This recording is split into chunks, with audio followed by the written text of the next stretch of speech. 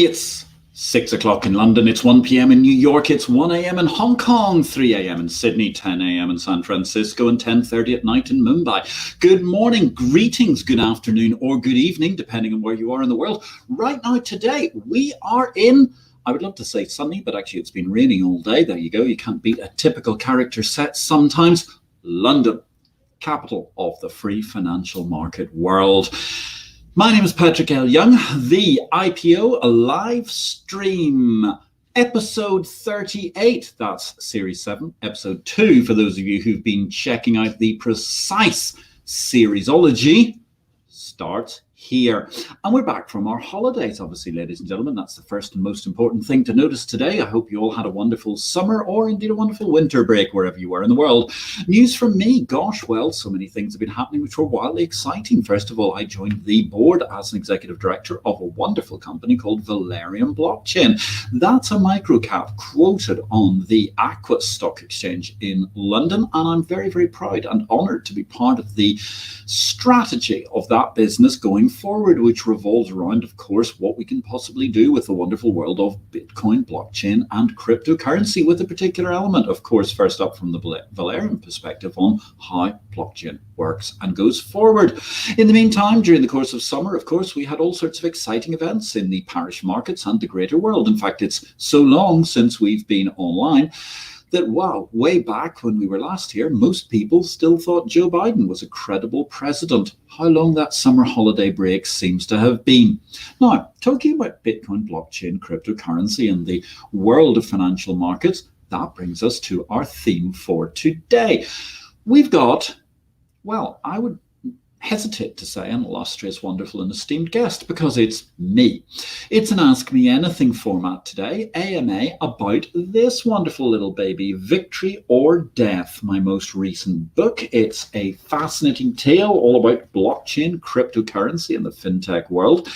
And the wondrous Telegram group that operates for the shareholders of Valerian Blockchain were very eager to ask me some questions about the book. Therefore, this AMA was born.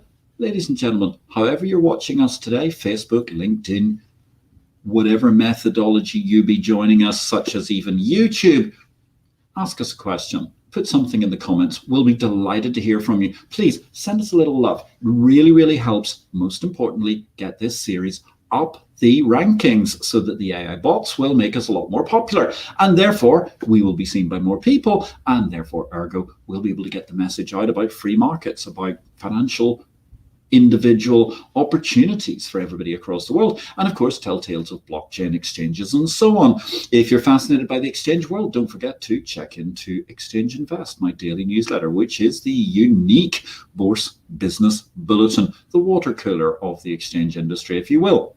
Okay, we've got questions coming in today already. It's wildly exciting. Thank you very, very much for the plethora of questions that have been asked. And hello and greetings, and thank you very much, Romilly Wakeling. It's a delight to hear from you today. Hope you're still celebrating McLaren's incredible victory in the Italian Grand Prix at the weekend. Wasn't that just a wonderful event for Daniel Ricciardo? Fabulous to see, and Lando Norris finishing second. Romilly has very kindly emailed me some great questions, so we're going to move to those in just a minute. First of all, I would like to move to a question that we've had from Peter Pan, as he's known in our Twitter world, and in fact Peter Secon by his real name. He's the administrator of the Telegram group for Valerian Blockchain. Go look it up. It's a wonderful organization if you're interested in that particular stock. But please, do your own research before you get into the world of investing.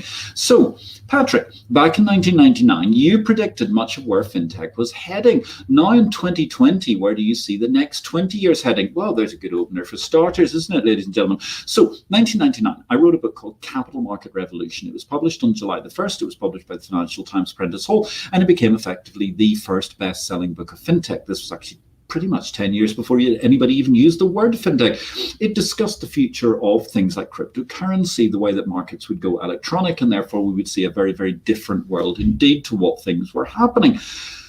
Where do I see things going in the course of the next 20 years? Look, one thing is that you've got to appreciate that 20 years into this revolution, Peter and everybody else from the Telegram group and all of you who are watching this evening, we still haven't even managed to get through most of the stuff that was actually predicted in Capital Market Revolution. We're still probably only 60, 70, 80% there.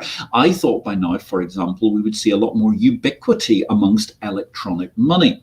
One thing I can see happening, though, in a post-COVID world, which is very interesting anecdotally, might be fiat coin, but there's not a lot of places that are actually taking notes these days. In London, for example, part of that's due to COVID, but a lot of it's also due to easy accounting.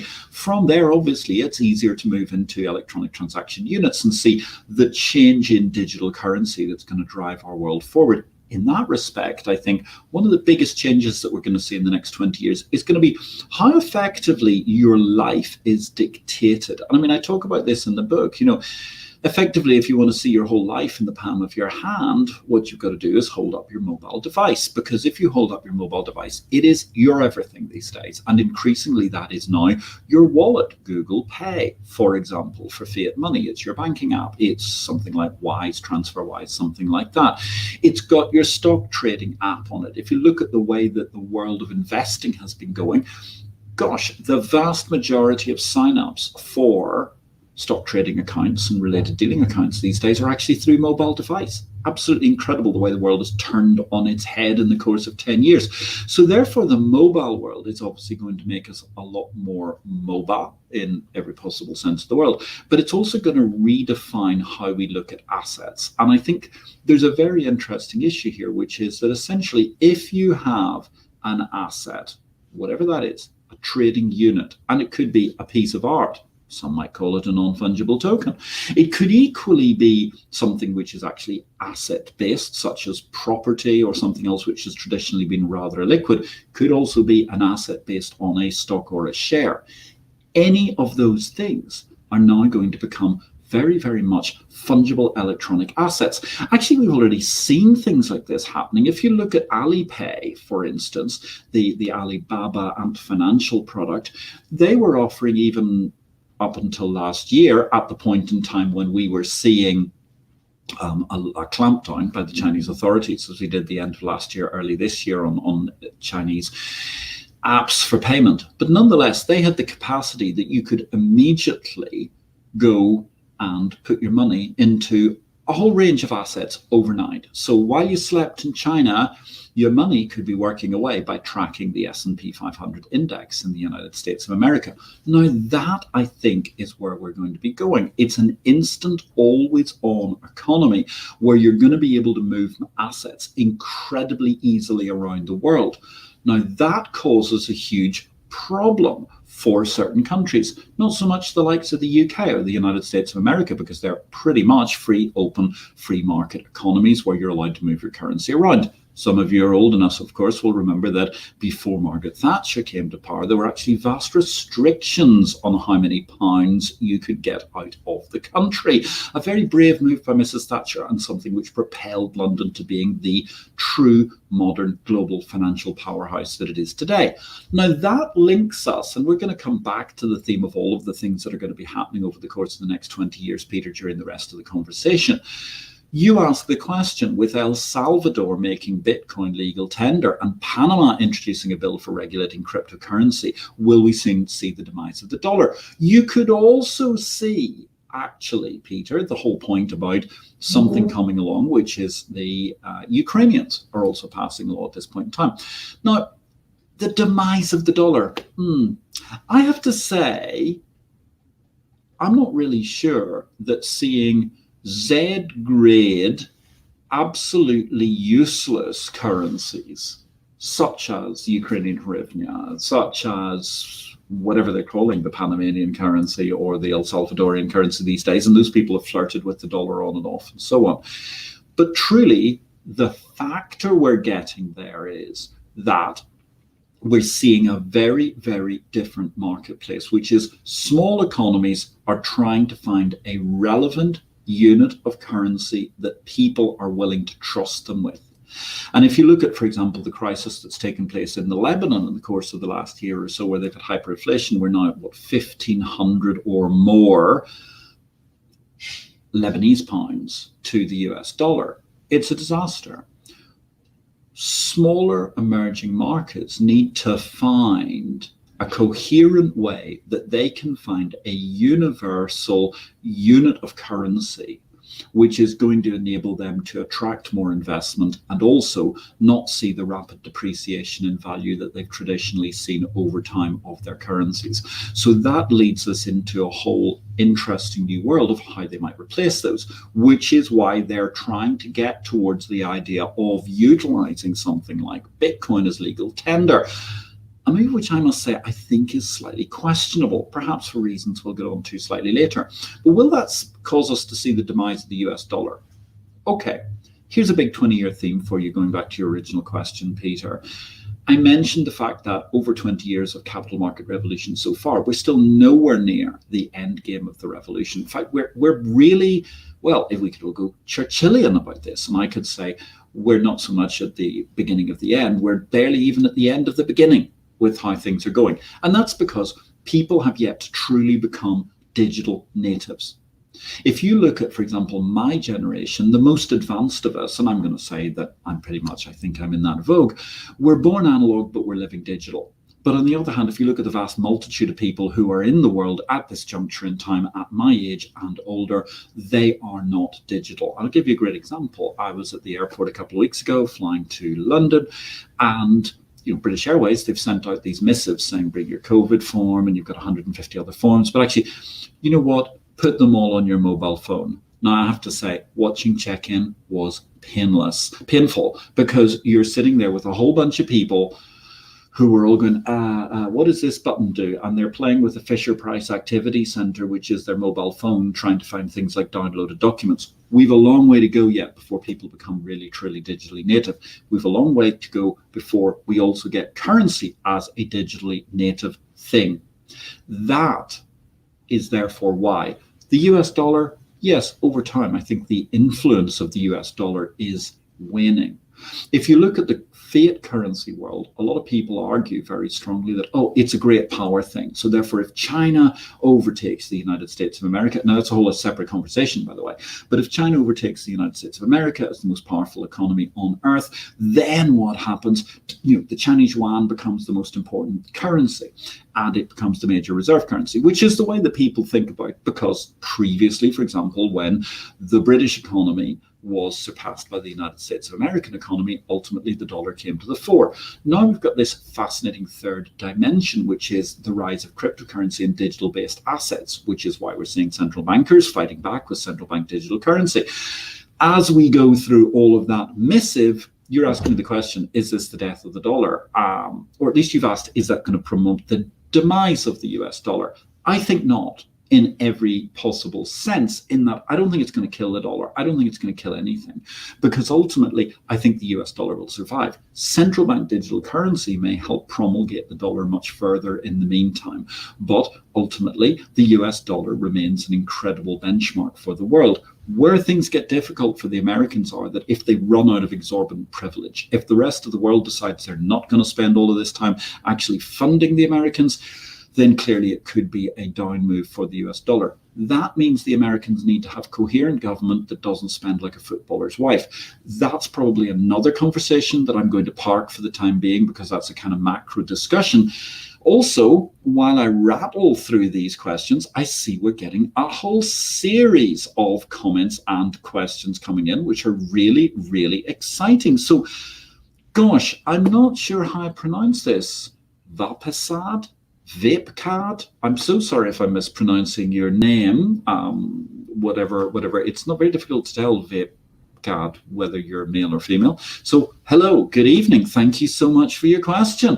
Cryptocurrency was already seen as a liberating force. However, do you see blockchain eventually becoming a device used to control us once all our data starts becoming available on chain? Great question. Yeah, it's very funny how 20 years ago, 25 years ago, 30 years ago, the internet was going to solve everything, because we were going to get rid of government. We were going to have this wonderful vestige. And remember, I've been doing business on the internet since 1994, my goodness, when I was clearly, I don't know, an eon or something. It's a fascinating concept that the more that the libertarians managed to push the internet, the more the government's pushed back. And therefore you have the very heavily controlled areas of the internet, such as, for example, potentially in countries like China.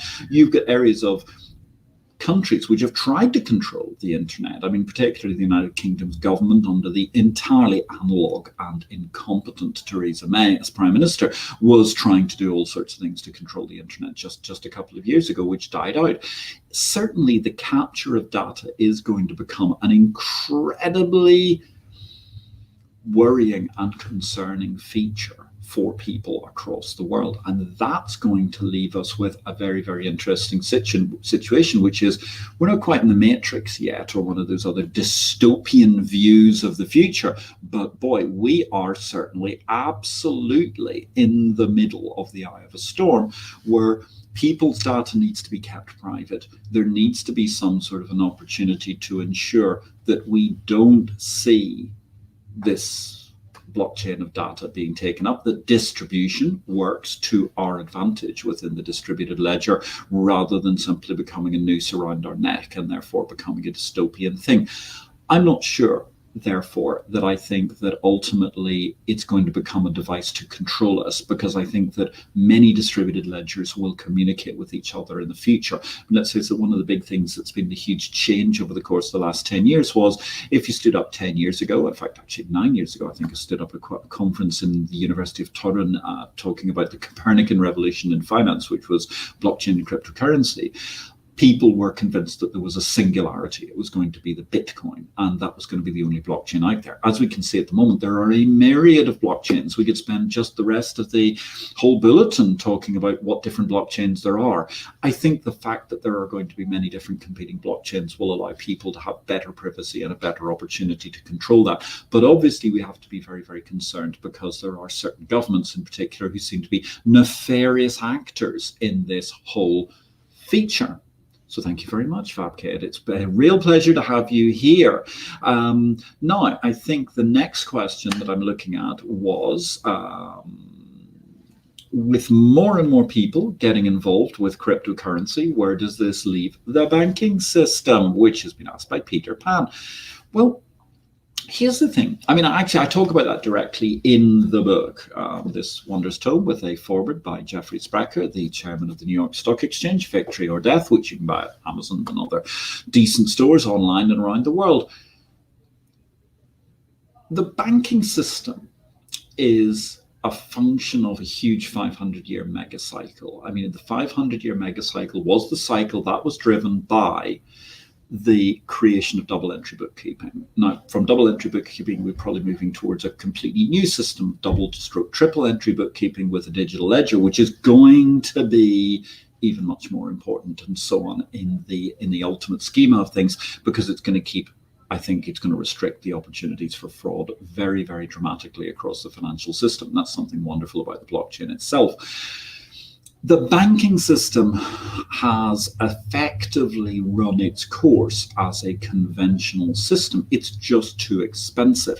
So if you look at what's happening in, traded markets, you can go into a traded market, and I don't mean Robinhood or these places where they're artificially giving you free prices. If you actually pay the full-on price for a question, for a transaction in financial markets, you can do $1 million worth of Eurodollars for less than $1 through a broker, through the Chicago Mercantile Exchange. The same for all manner of contracts and other derivatives and futures the world over. I think that leaves the banking system at a huge disadvantage, because ultimately the banking system is used to 1,000 basis points on everything. 10 percentage points has been their kind of markup. Even on mortgages, they're used to at least 300 basis points there or thereabouts. 250, absolute minimum 175. It's a 1.75% markup, which is incredible, because you're looking at the best exchanges in the world are at a fraction of a basis point in terms of what's going on. So that's a really, really key factor in terms of what's going on in the world. I'm sorry, I'm trying to read my autocue here, and it is speeding along. There are so many questions, which is fabulous. We're going to get to all your questions before I sit down this evening. Thank you so much for them. It's really, really great to have your engagement today. Thank you to all the members of the Valerian Blockchain Group. Thank you to the readers of Exchange Invest. Gosh, this is fun, ladies and gentlemen, even with just me in the studio. So Where does that leave the banking system? The banking system has to change. The banking system has to become much more of a service-driven sector. Will banking die? No, the US dollar won't die, banking won't die. Why does it not die? Because effectively there's always going to be a niche need for it. Second of all, it's a 500-year super cycle. So 500-year super cycles, even if everything goes terribly wrong for the banking business, they're still going to be around in 100 years' time quite substantively in the world. Will there be other fintechs? Will there be other entities which may have surpassed a huge number of the banks? Oh, yes, there will. But at the same time, think about it another way. Banks have effectively been constricting or restricting access to money and the transfer of money for many years now. Partly due to regulation, which is obviously not their fault, but also partly due to the nature of their own services, which are not necessarily super efficient. What's fintech doing? What's blockchain doing to that? It's expanding people's access to finance, and that makes for a very, very exciting world, because the more we expand access, the more we can manage to engage more and more people in the world of commerce. The more people can be empowered through their mobile phones, and that's a 20-year trend, as I was talking about before, in the way that, for example, Africa has leapfrogged technology, so they never went through the old idea of going from copper cable to fiber optic. They just jumped straight to mobile. By using their devices, they're going to be able to trade and transact with us much more easily, provided governments permit it, of course. That's always the bogeyman out there, is the blob. That drives us to a very, very exciting new world where the banking system can continue to profit enormously for many years if it finds its own niche. But upcoming fintech companies, particularly those that are willing to use the digital asset basis of settling things, have got an incredible opportunity to manage to make huge amounts of money. Now, Peter Pan's asked a question. I'm going to come to Romilly in just a second, because Peter's asked, do I think that the Bitcoin market cap may be worth more than gold eventually? Yes, it might be, but I'm not really convinced. Okay, I'm actually not one of these Bitcoin permabulls. I know there are people out there that say each Bitcoin is going to be worth $500,000, it's going to be worth $500 million, it's digital gold. No, it's not. Actually, I'm really quite cynical. I wouldn't say I'm a Bitcoin minimalist, but I'm certainly not a Bitcoin maximalist. It's always going to have a certain value because it's going to have a certain cachet around the world. But ultimately, what's good about gold? You can wear it. You can use it in various industrial processes. It has some form of function. Bitcoin's just bits and bytes. There's absolutely nothing underpinning it. I've always argued that while cryptocurrency that enable transactions are useful, but effectively Bitcoin to me is just a very, very puffed up utility coin. I mean, that's all it really is. I do not see the argument that Bitcoin has incredible value over time. Sorry. On that grounds, I may be very controversial. I may be even at odds with the other directors of Valerian blockchain. But I don't believe that Bitcoin is really what we came here to do. Bitcoin was effectively the gateway drug to getting us into the cryptocurrency and digital asset world. And it is therefore, as I explained in the book, the Ford Model T of cryptocurrency, a position, a job which it has done fabulously. And hopefully we'll get back to that slightly later in the show, because I want to try and get through the many questions. Keep them coming, ladies and gentlemen. It's wonderful to see people asking questions online and through various functions. We've got a multiplicity of windows rattling along here. And hello to the Telegram group. I can see you in the bottom corner of my picture this evening as well. Romilly Wakeling, thank you so much for your questions. Ooh. What are my thoughts about incorporating blockchain into artificial intelligence with a data escalator? Am I allowed to answer hashtag it's complicated and actually just move on to the next question? Or would that really seem just a little bit of a cop-out? I think, seriously, I mean, to give this the question that we can manage to see, it's very feasible that artificial intelligence deployed with the heap of data that is going to be available on blockchains and in other circumstances is going to provide amazing opportunities. It already does for the data that can be sifted through. Therefore, if we look at the quantum of data, and I talk about how, effectively the whole world took yonks to manage to get up to a gigabyte. And now we're looking at actually children being born today who are effectively going to be managing petabytes and petabytes of data over time.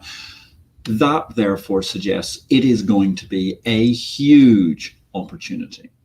going forward, Romilly. It's very, very exciting, the whole data management system. And thank you very much, Peter Pan. You've just left a comment via YouTube. Good evening, all. It's a great listen already. And thanks for answering some of the key questions myself and Simon submitted. And thank you very much, Simon. Actually, I know you were doing sterling service asking questions along with Peter, with all of the different questions that Peter Sakon has left. Peter does a great job as administrator of our Telegram group for Valerian Blockchain. Thank you very much. Now, Peter and Simon, how do you see the government's supporting influencing exchanges going forward? It's a great question.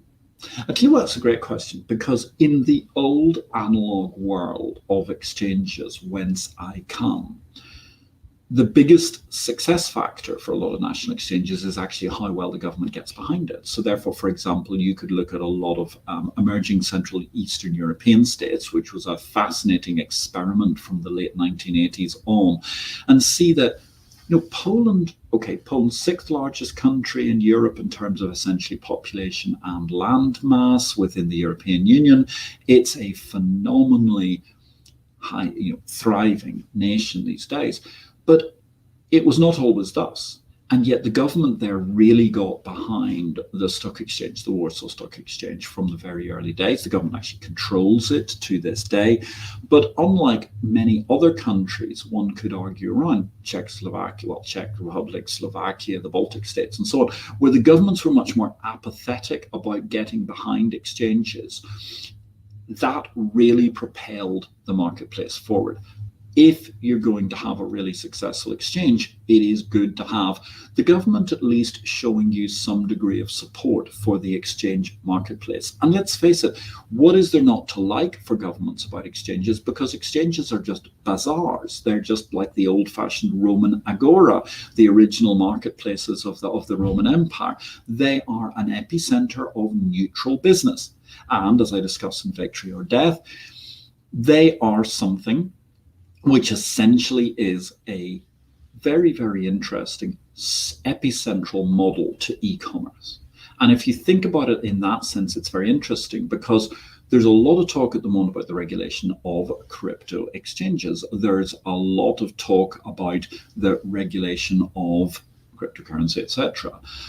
Traditional financial exchanges have been regulated for many, many decades and centuries, yet actually, a lot of e-commerce gets away without being regulated because it's not a regulated marketplace per se. But Airbnb, Uber, Mercado Libre, eBay, they're all essentially exchanges. I mean, at the core of what they do, they are bringing together a pool of liquidity and enabling transactions for people. So therefore, governments really, really need to get their act together and be supporting and influencing for exchanges going forward. And certainly the governments who are most coherently intelligent about embracing a central bank digital currency, about embracing great settlement modes for different marketplaces, they're going to be the winners in the future. And this is a very interesting thing, because if you make your market open right now, financial centers of the world, those of you who are watching this, you have a great opportunity to build content like you've never been able to build content before, by being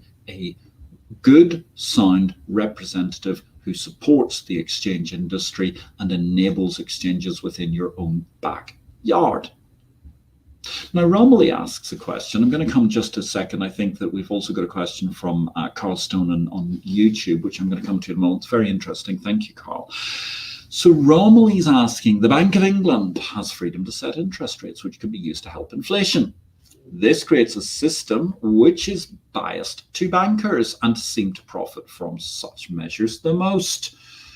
Would an effective blockchain exchange contradict this monetary policy, or would this break the flawed banking system to benefit the masses?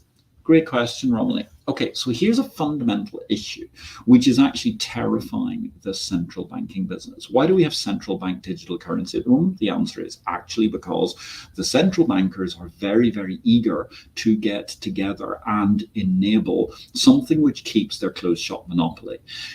You see it as being a flaw, the fact that the banks effectively have a monopoly on how they deal with money. Actually, the way the banking system has been set up was to enable the bankers to take risk and have essentially their own privilege, exorbitant privilege, one might argue, by creating money out of thin air, which is fractional reserve banking, which is essentially holding a fraction of the actual cash amount at the Bank of England that you need in order to manage to finance all of the lending that you do in the economy.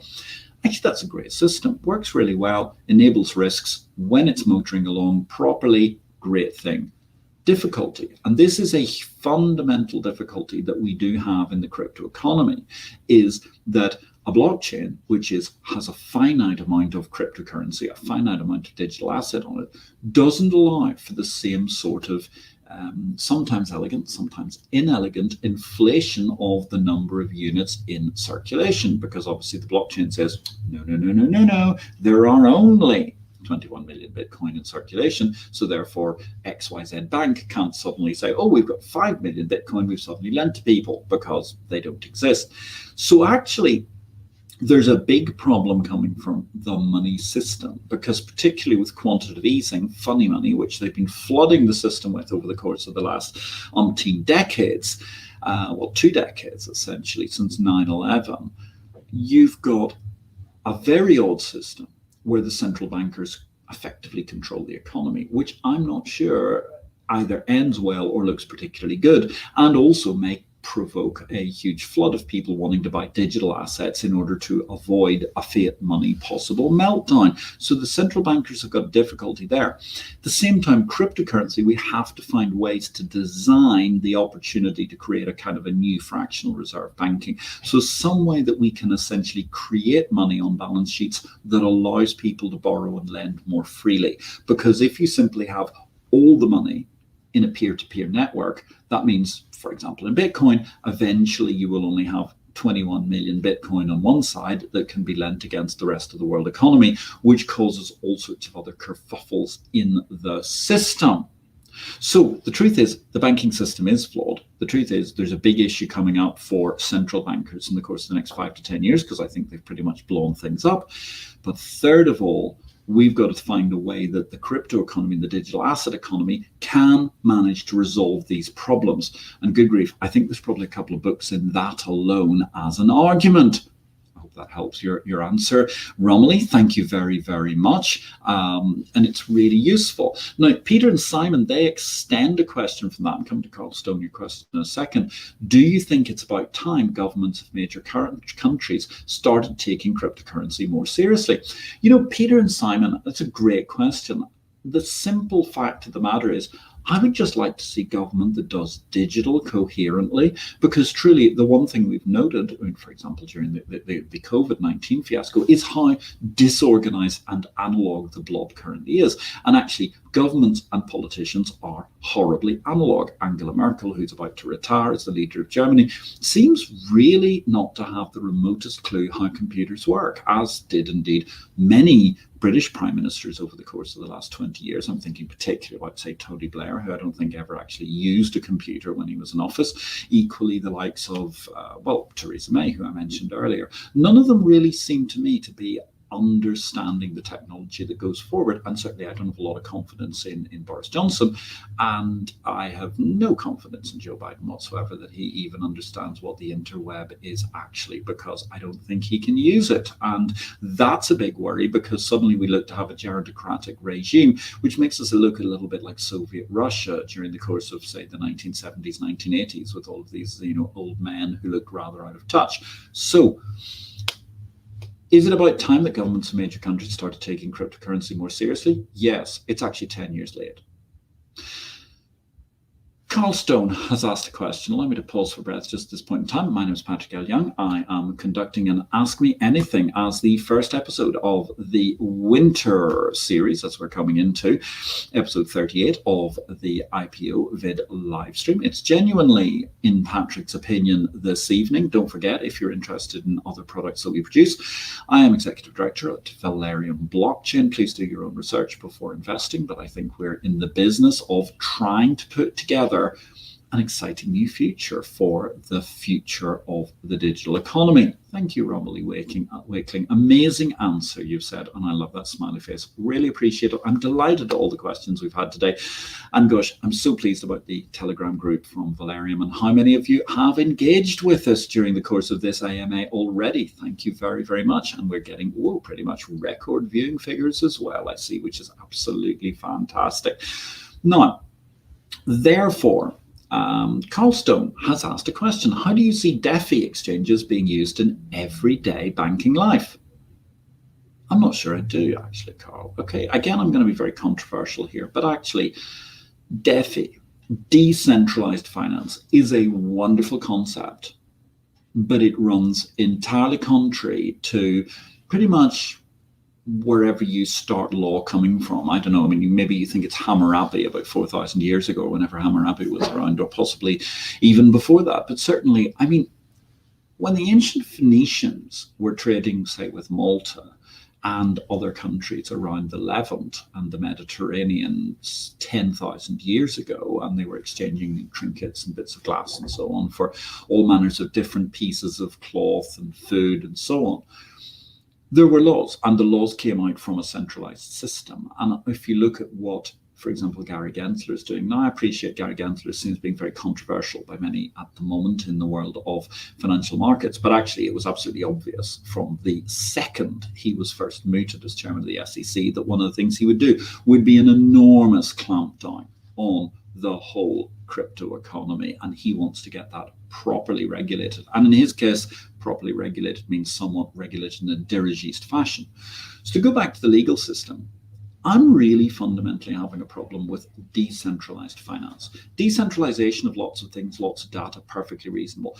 But the idea that fundamentally the exchange world is going to work on the basis that everything takes place in a transactional space away from the regulated legal world, but somehow or other everything gets settled on the basis of a decentralized blockchain. And that is essentially outside of the legal remit of countries.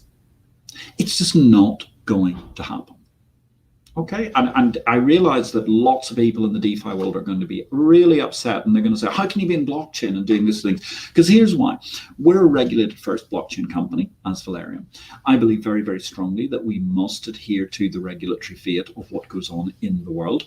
Many of those regulations can be annoying, somewhat overly prescriptive. Some of them can be actually quite stupid in some parts of the world, some regulations, okay?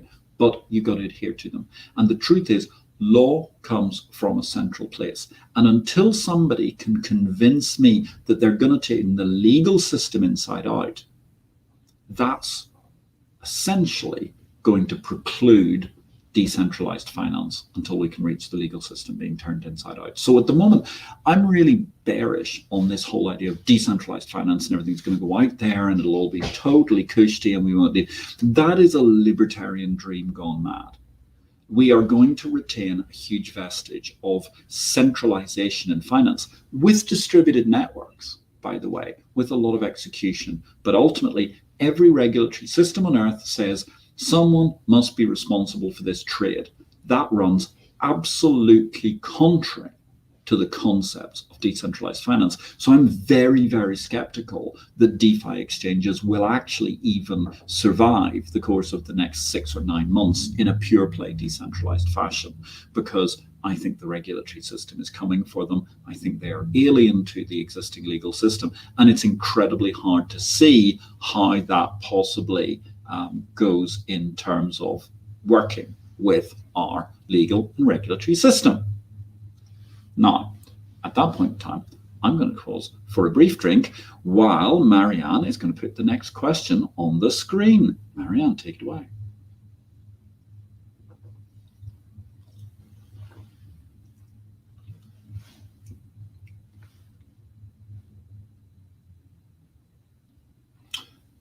So here we have an interesting question. Accusative. You say that many exchanges have been protected by governments. How do you think that will influence future advancements in blockchain exchanges?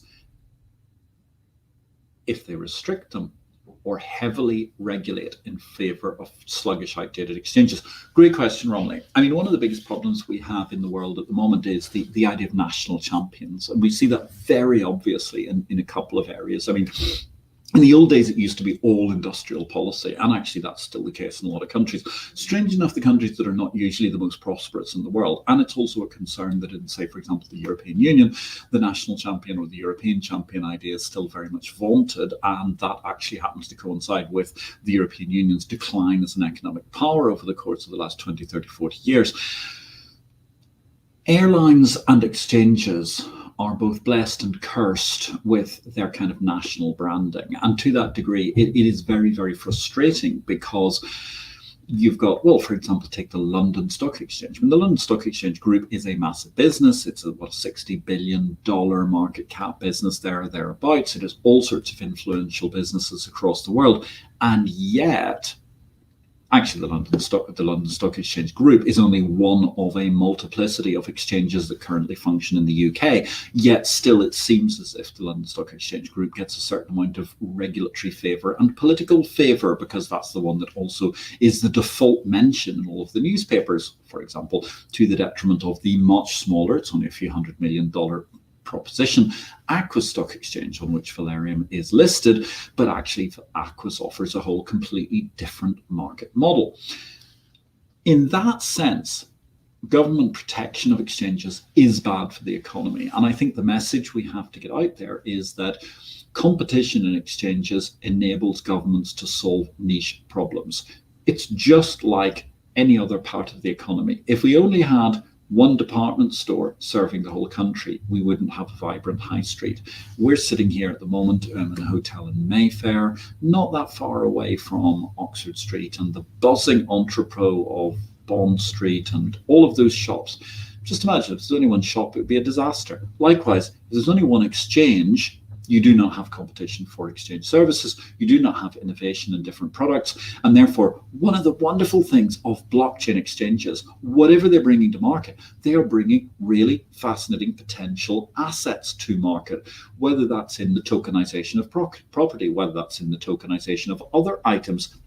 The NFT boom, absolutely fascinating. I'm not really sure that whatever it is, sickly green frogs and gerbils as an illustration in Pixel are really my thing, but hey, someone likes them, so they should be entirely entitled to have an opportunity to understand the risks and invest in them.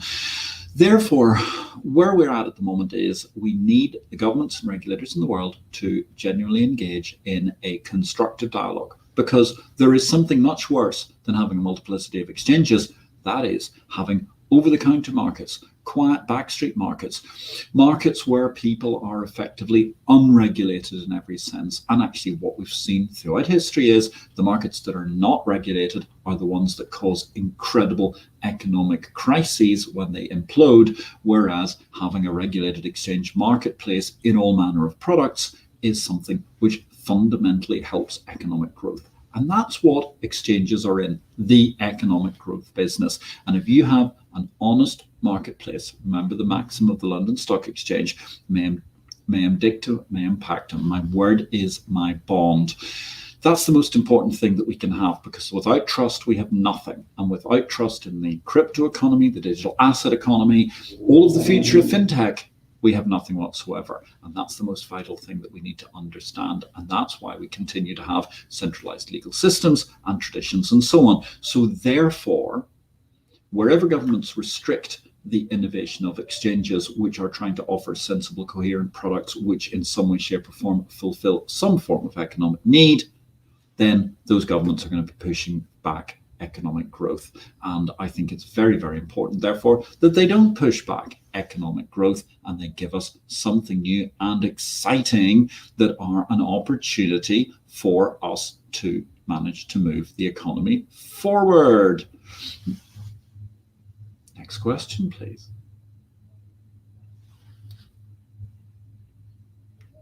Can blockchain revolutionize world business? Yes. Would you like me to expand? Yes, you'd like me to expand. Okay, look, ultimately, think about it this way. I mean, there are all sorts of technologies that solve problems and do great things for us, but they don't solve everything. I mean, television gave us a great opportunity to learn more, to be entertained, to understand, to see pictures, to see the world out there, etc., etc. But it wasn't particularly good at, curing people's illnesses, despite the efforts of, say, the presenters of Blue Peter to manage to convince us all to be jolly good people in that great Monty Python parody sketch. Thus, blockchain, where people can get a little bit overwrought, is the idea that blockchain cures every possible. It's the ultimate panacea to everybody's needs. Simple truth of the matter is, blockchain cures lots of possibilities where there are sticky problems. Let's give you one example. I mentioned earlier on the fact that we were talking about auditing. Now, look, auditing is a sticky, tricky business. What have we got the world over? We've got 4 major audit practices. Frankly, they're trying to do a very, very difficult job. They're trying very, very hard, but it's incredibly difficult because you can't look at every single transaction that goes on. You can't possibly manage to do that by looking through the receipts and everything like that. If you look at where we are now with the ability to have blockchain-based real-time auditing, that's phenomenal. Goes back a step to what Romilly was asking about the whole idea of using artificial intelligence in data. It also means that when somebody makes a mistake or somebody makes a fraudulent transaction in a spreadsheet somewhere in the world, distributed ledgers are wonderful, because instead of simply having a spreadsheet which sits in the office in Atlanta, Georgia, and a spreadsheet which sits in the office in, say, Valletta, Malta, and one that sits in perhaps Gibraltar or somewhere, that is a fundamental issue for people in terms of they can make a mistake and it's very difficult for that to manage to be countered by head office. Distributed ledgers allow us to see the errors in real time. It allows us to audit the errors in real time. It allows auditing software of the future to go through and actually manage to do a great deal of the heavy lifting.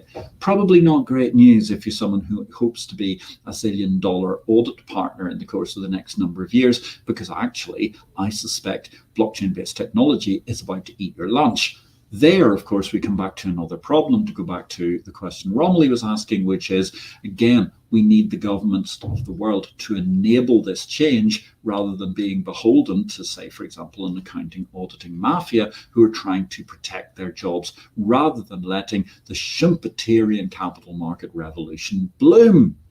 Another epic question from Romilly. It's reduced me to the point where I can barely be seen over the screen. As of January 2021, there were 4.66 billion active internet users worldwide, 59.5% of the global population, which is what, about 7.8 billion at the moment, isn't it? Of this total, 92.6, 4.32 billion access the internet via mobile devices. Gosh, I'm actually quite surprised it's as few as 92.6, actually. This means that just over 40% of the global population do not have digital access. How will this digital divide affect the social and economic revolution an effective blockchain economy will bring? Should an effective blockchain exchange be accessible to the masses? 1. Remember Paul Gallico's great comment about being a novelist. When he was a novelist, he used to still go back to his old job in the newspapers and report on baseball at the weekends. When he was asked why he, as a great and famous novelist, was heading out to watch the baseball and sit in the bleachers and write notes and have to pay attention to the game and ultimately write a report, he said, because all human life is there.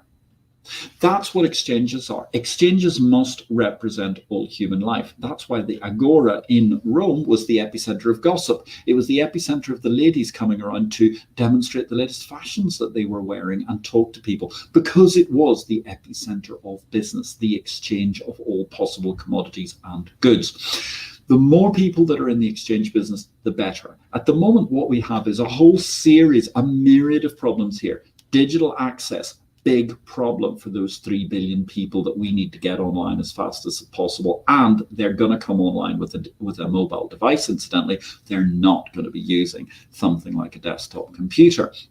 We need to get them online. We need to get them engaged in the economy. And more importantly, we need to give them a currency that they can transact with us with, because the, whatever that is, Central African zonk that nobody accepts outside of Zonkia is just not going to cut it in the modern world. And the faster we can get people online, the faster people can get people educated and raising their standards, the faster we can get them interacting into that global economy. And good grief, it is incredibly exciting because we've already managed to raise, without the digital world per se, many, many billions of people out of poverty in my lifetime. And that's something which is not talked about remotely enough, because when I was a child, zillions of children starved every day. And actually, we've managed to make great strides in making that world better. I'm super optimistic. I really am a Reaganite sunny optimist when it comes to these sorts of things. We've got incredible opportunities coming forward in the economy of the world, bringing people online, bringing people to the blockchain exchanges, to the opportunity that they can interact with the rest of the world digitally, effortlessly, with a keystroke, has got to be the biggest opportunity to raise incomes in not just the most poor of nations, but the emerging middle income nations as well, because now you don't have to get on a boat, travel to the other side of the world in order to find a job physically in a rich country. You can interact with that country directly through the internet. And that's why I remain hugely excited at the possibility of what we're doing here, because this is truly, to borrow a Goldman Sachs chief executive's phrase from years ago, God's work, raising prosperity across the world and doing it with less expensive, much less frictional, not quite frictionless, but much less frictional interaction and commerce. And that's a hugely exciting possibility. So that brings us to what's the biggest challenge facing the evolution of blockchain, say Peter and Simon. Gosh, I think the biggest single challenge facing the evolution of blockchain right now is probably the regulatory nature of the world. Maybe we can get that question on screen, please, because, I can actually see myself again on the screen. Yeah, if it makes any difference to you to see me. Here's my lovely visage with a much shorter question. The biggest challenge facing the evolution of blockchain, quite simply, I think, regulation, getting to a sensible, coherent customer mix that enables the opportunity for all of us to have a decent, sensible blockchain world going forward. And that's something which can raise prosperity across the world. There are far too many people trying to build their own little gate houses. It's like the 19th century and before, where people operated water wheels and they had barriers on the roads. We need everything tarmacked. We need everything sorted in terms of the road network. I mean, when I say tarmacked, I mean that metaphorically. We need a connected digital interactive space that is not one that is basically suffering huge blockages around the world to go from country A to country B, which is obviously going to be an issue that's going to be quite exciting in terms of, what's the opportunity for these sorts of possibilities going forward. And I've got something coming in. It's interesting because, Avabakid, you're asking what I consider the major regulatory hurdles that Valerium has to overcome. Look, I can't answer that because it would be materially non-public information. It would get us into a lot of quite nitty-gritty conversations. We don't look at it as what are the major regulatory hurdles that we have to overcome. We look at it the opposite way around. We're building product to facilitate the opportunities for global commerce. We will use the best technologies that we can find to link that together, and we will make sure that that is built in a regulatory fashion.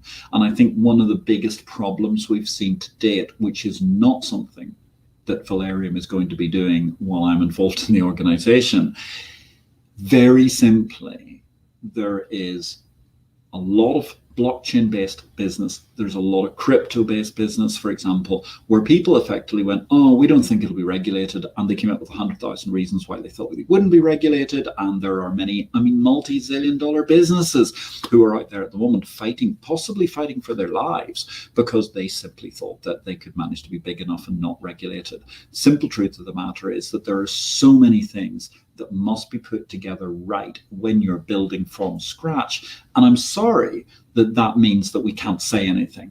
And I'm sorry that it takes us slightly longer time to manage to actually answer the questions and deliver to you the idea of what we're doing. But I need you to understand that We don't see these as being incredible hurdles. We see everything as an opportunity. Romilly, thank you for sharing your knowledge with us. It's incredible to ask a leading expert in market and exchanges questions and get honest answers. Good grief, I think I might be blushing at this point in time. Maybe it's just the heat of the stage lamp above me. Thank you, Romilly. Thank you very much, Vapacade.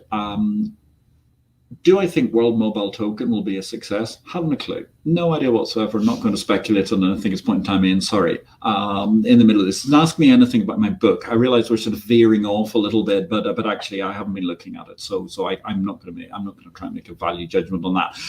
By 2030, Peter asks me, most governments around the world will create or adopt some form of virtual currency. Look, central bank digital currency for starters, the digital facsimile of the pound in your pocket, if you like, to adopt that old Harold Wilsonian era phrase.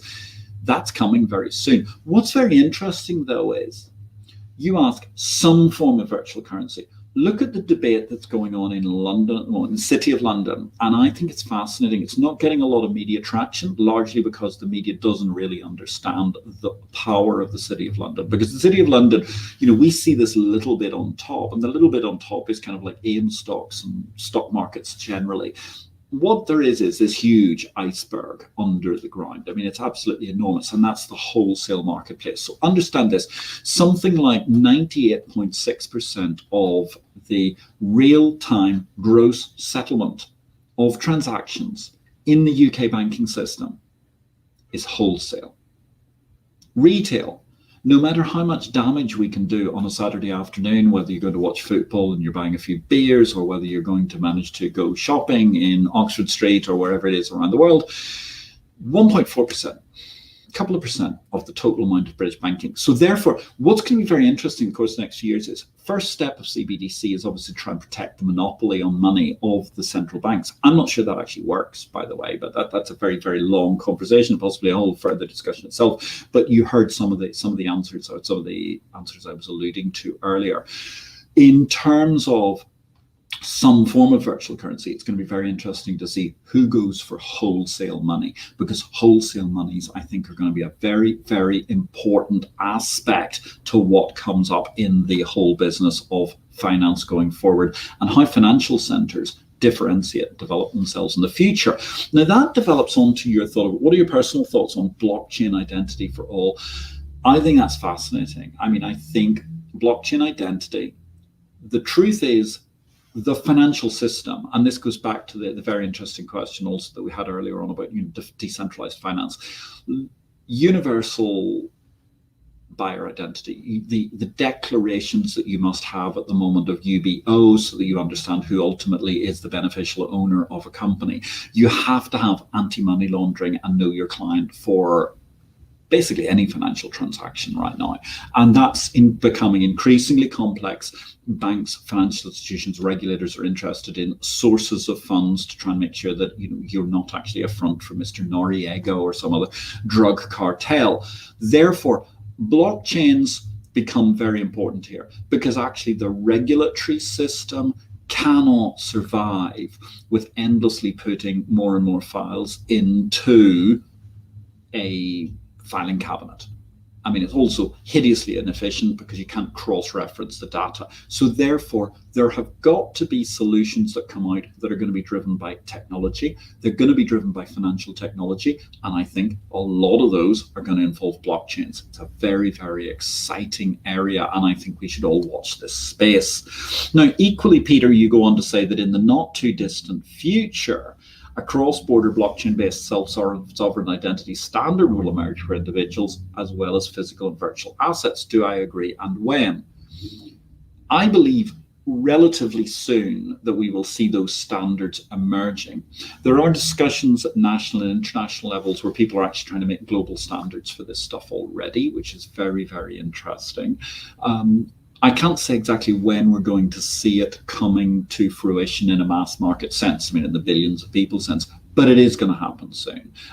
One of the biggest problems we're going to have, to go back to the Romilly inclusion question, of course, is how do you do anti-money laundering for a goat herder somewhere in the middle of, a stan, someone who essentially may still be illiterate, therefore may only have a fingerprint in order to sign their name, may not own any property, and may not actually have any utilities, because they're taking water from a well, they're getting electricity in some sort of a ramshackle agreement, which is possibly a collectivized agreement to their village. So there become a lot of issues behind this to really get up to the 7.7, 7.8 billion people question.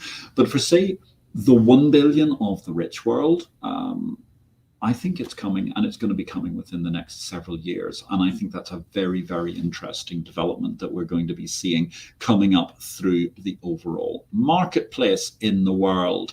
Now, what would you like me to answer next, production gallery? Because you control what I'm about to say. I appreciate we're at 7 o'clock, but I'm going to give this another go to try and get through a few more of the questions, because I really appreciate how much you've got. Are there any? Well, try and stick to one on the screen, because it's quite difficult for me to read two simultaneously. Thank you very much. You've got obviously a battle of fingers in the production gallery at the moment. Which one, according to me, will be the long-term winner, blockchain finance or cryptocurrency? Blockchain finance. Cryptocurrency, I think cryptocurrency is a kind of a relatively short-term development. Asset-backed units are going to be the thing in the future. I said that actually 22 years ago in Capital Market Revolution. I talked about them as being electronic trading units. I talked about them being effectively backed by different forms of asset. I think, therefore, what we see at the moment in cryptocurrency terms are relatively vague, simple, early gateway drugs, as I described blockchain or Bitcoin earlier on. I think the sophistication we're going to see through those systems going forward is going to be quite incredible, because certainly going back to, for example, this argument over national currency being Bitcoin, that's laughable, because the Bitcoin blockchain is simply incapable of functioning at the sort of scale that is necessary to be a national currency. So therefore, blockchain finance is going to be the winner going forward, because blockchain finance is going to be a holistic winner across the whole realm of assets that become digital. I hope that answers your question, Nabaran. Thank you very much for joining us. I do believe this is the first time we've seen you on IPO-VID Livestream. Really a joy to see you all together. Another question, please. Any concerns on security of blockchain in terms of cyber attacks and the integrity of data used and held? Oh God, yes. I think that look, the one thing that actually keeps everybody awake at night is integrity of data, the hacking of data. There is a huge amount that has to be done. One of the problems we've seen with a lot of cyber up to now is probably what we might call GitHub mania, where people have been picking lots of things off GitHub. It's wonderful open source software, lots of things being shared, and certainly we're headed towards a very exciting mobile driven, low code, maybe no code environment to a certain degree. But obviously the most physically important thing is, keeping your money safe. And in the old days, well, where was your money being held safely? It was being held safely in bank vaults. Nowadays, it's being held as bits and bytes. We have to make that as secure as possible. 20 odd years ago, we had a huge panic over a Y2K thing, which actually turned out to be vaporware.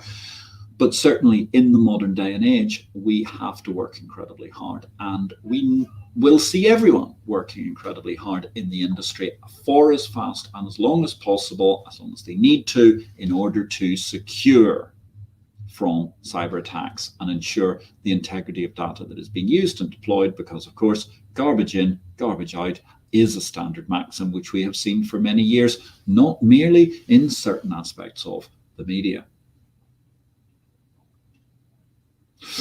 And we're back on. Romilly's got her variation on a similar thing with ransomware attacks on the rise. One aspect of an effective blockchain technology can bring is cybersecurity to ensure the integrity of a message or data. Do you think blockchain can be more effective in preventing sophisticated attacks than existing defenses already deployed? Yes.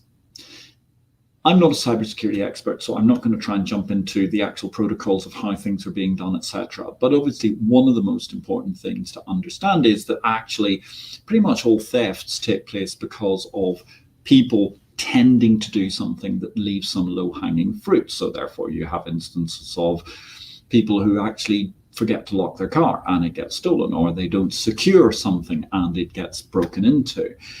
At the same time, what's very interesting is how the crypto economy has matured. And what we all thought was going to be super anonymous, and I get that gets back to all of the data questions we've had earlier on as well, is that with particular addresses on the blockchain suddenly being discovered, we want to be trying to understand as best as possible how to make those networks very secure. And I think that the asset holding of networks is going to become very, very important. And therefore, the walleting and passporting of all of those assets is going to become a much, much more vital function, to which people are going to be adding more and more and more variations on a theme of security in order to make that work going forward. The trick, of course, is to do that without actually making it so impossible that, like, well, many British banking apps these days, when you try to log in, the one thing you discover you can't remember is actually your password or your security question. Peter and Simon, thank you again, Romilly. With everything you've achieved in fintech, you flatterers, where do you see yourself in the next few years? Look, Peter, I don't take on assignments lightly, and I was ecstatic to be invited by Richard Poulton to meet him in Gibraltar a few months ago and talk about what could be done with the blockchain economy and how we could play an incredibly exciting role for that with Valerium. And in the terms of where do I see myself in the next few years, I'm really excited about the opportunities we have to build that marketplace. I'm in the exchange business. I'm currently also an advisor to an exchange called Arawak in the Caribbean. I work very, very closely with a series of exchanges in the world, and I'm looking forward to continuing to build exchange assets, because I think exchanges are the electronic commerce business model of the 21st century and beyond. And I think it's very important to remember, I mean, I define the exchange world, I think, Young's pyramid, which is essentially the triangle of exchanges. And the media will always tell you, oh, that top of the triangle has been narrowing because you've seen all of these big mega mergers. But the truth is, the bottom of the pyramid is expanding all the time, because we're seeing many new marketplaces being built. And I don't just mean the pure crypto asset markets, but that's a whole area in itself. It's been very exciting.